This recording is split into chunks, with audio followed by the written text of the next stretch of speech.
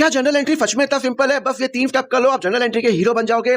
सबसे पहले दुनिया में जितने भी अकाउंट होते हैं उनको आप 5 में क्लासिफाई कर लो। किसमें क्लासिफाई कर लो? 5 के अंदर पहला होता है मेरा एसेट होता है, दूसरा होता है मेरा लायबिलिटी होता है, फिर होता है मेरा इनकम, फिर होगा मेरा एक्सपेंस और लास्ट होगा मेरा कैपिटल होगा। अब एसेट क्या होता है? जिसकी लाइफ 1 साल से ज़्यादा होती है, जैसे लैंड हो गया, बिल्डिंग हो गया, एक्सेट्रा। लायबिलिटी क्या होता है? जो मुझे किसी को पे करना होता है, जैसे लोन हो गया, मुझे किसी को पे करना है, क्रेडिटर हो गया। इनकम हो गया, जैसे मेरा सेल्स हो गया। एक्सपेंस हो गया, मैंने परचेज किया, मैंने किसी को सैलरी दी। और कैपिटल हो गया, जो भी ओनर का खर्चा होता है, जो भी मालिक से रिलेटेड जो अकाउंट होता है वो मेरा कैपिटल में जाएगा। तो पहला हमारा स्टेप हो गया। अब हम मूव करेंगे स्टेप नंबर 2 में। बड़ा सिंपल है, देखो जब जब एसेट और expense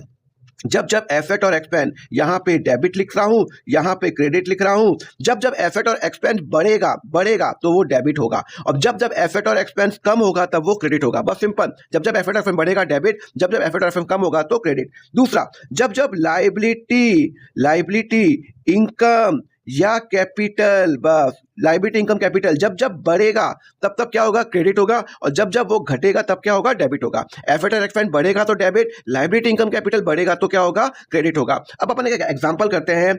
salary paid ₹50,000 in cash. अब इसकी एंट्री बताओ। देखो यहाँ पे 2 अकाउंट इंपैक्ट हो गए। एक हो गया आपका सैलरी, और मैंने कैश पे किया। सैलरी क्या है बताओ, कौन सा अकाउंट है? Asset, liability, income, expense. अरे भैया एक्सपेंस मेरा खर्चा है, खर्चा तो खर्चे में आ जाओ। खर्चा बढ़ रहा है या क्या कम हो रहा है? फिर बढ़ रहा है तो यहाँ पे हो जाएगा डेबिट। कैश क्या है? सर कैश हमारा एसेट है। एसेट क्या हो रहा है? कम हो रहा है या बढ़ रहा है? सर कम हो रहा है, तो यहाँ पे कम हो रहा है तो क्या हो जाएगा? क्रेडिट हो जाएगा। तो अब एंट्री क्या करेंगे? हम एंट्री करेंगे सैलरी को डेबिट करेंगे। पहले हमेशा डेबिट आता है, उसके आगे डेबिट लिखेंगे।